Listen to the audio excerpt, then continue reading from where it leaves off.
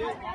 వివిధ గ్రామాలు తిరుగుతూ మరి గ్రామాల్లో ఉన్నటువంటి ప్రజలందరికీ కూడా ఈ విజయోత్సవ కార్యక్రమాల గురించి, ప్రభుత్వం చేస్తున్నటువంటి వివిధ సంక్షేమ కార్యక్రమాల గురించి ప్రజలందరినీ 6 గ్యారంటీలపైన చైతన్యపరుస్తూ ప్రజలకు సమాచారం ఇస్తూ ఇక్కడికి రావడం జరిగింది. ఈ కార్యక్రమాన్ని జిల్లా కలెక్టర్ గారిచే ప్రారంభించి మరి అదేవిధంగా జిల్లా పౌర సంబంధాల శాఖ వారిచే తెలంగాణ సాంస్కృతిక సారథి కళాకారుల చేత ఊరూరా పల్లె పల్లె సంబరాలు చేస్తూ ఈ కార్యక్రమాన్ని కొనసాగిస్తా ఉన్నామని చెప్పేసి మీ అందరు కూడా తెలియజేస్తా ఉన్నాం.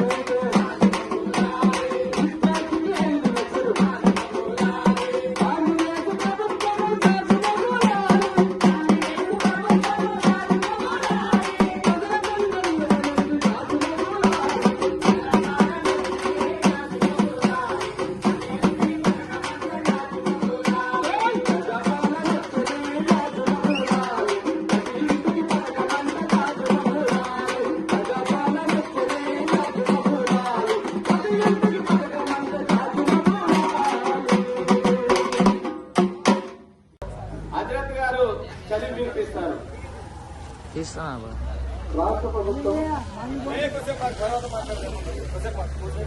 ప్రభుత్వం ప్రగతి నివేదిక, ప్రజాప్రభుత్వం తొలి వార్షికోత్సవ ప్రగతి నివేదిక. తెలంగాణ రాష్ట్రంలో ముఖ్యమంత్రి గారు యనమల రేవంత్ రెడ్డి గారి ఆధ్వర్యంలో ప్రజాప్రభుత్వం ఏర్పడి డిసెంబర్ 7, 2020 నాటికి సంవత్సరం పూర్తవుతుంది. డిసెంబర్ 7, 2020 నాడు హైదరాబాద్ లోని ఎల్బీ స్టేడియంలో ప్రమాణ స్వీకారం చేశారు. ప్రజాప్రభుత్వం ఏర్పడిన తొలి 48 గంటలలో 6 గ్యారెంటీలలో 2 గ్యారెంటీలను మహాలక్ష్మి పథకం కింద రాష్ట్రంలో మహిళలు, ట్రాన్స్జెండర్లను ఆర్టీసీ బస్సులలో ఉచిత ప్రయాణ సౌకర్యం కల్పించింది. రాజీవ్ ఆరోగ్యశ్రీ పథకం కింద ఉచితంగా అందించే వైద్య సేవల పరిమితిని 5 లక్షల నుంచి 10 లక్షల రూపాయలకు ప్రభుత్వం పెంచింది. ఈ పథకం కింద అందించే చికిత్సల సంఖ్యను మొత్తం 1835కి పెంచింది. అభయహస్తం హామీల అమలు కోసం ప్రజాపాలన కార్యక్రమం నిర్వహించింది.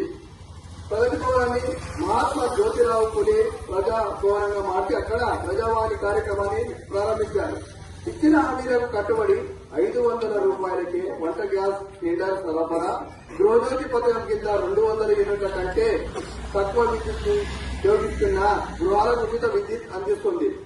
పేద బడుగు వర్గాల సొంత ఇంటికల నెరవేర్చేందుకు ప్రతి నియోజకవర్గంలో 3500 ఇందిరమ్మ ఇళ్లు నిర్మించాలని ప్రభుత్వం నిర్ణయించింది.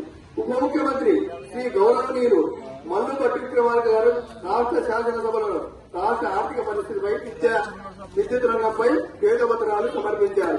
కవులు, కళాకారులు, సినిమా రంగానికి చెందిన వారికి ప్రజా కళాకారుడు గద్దర్ పేరిట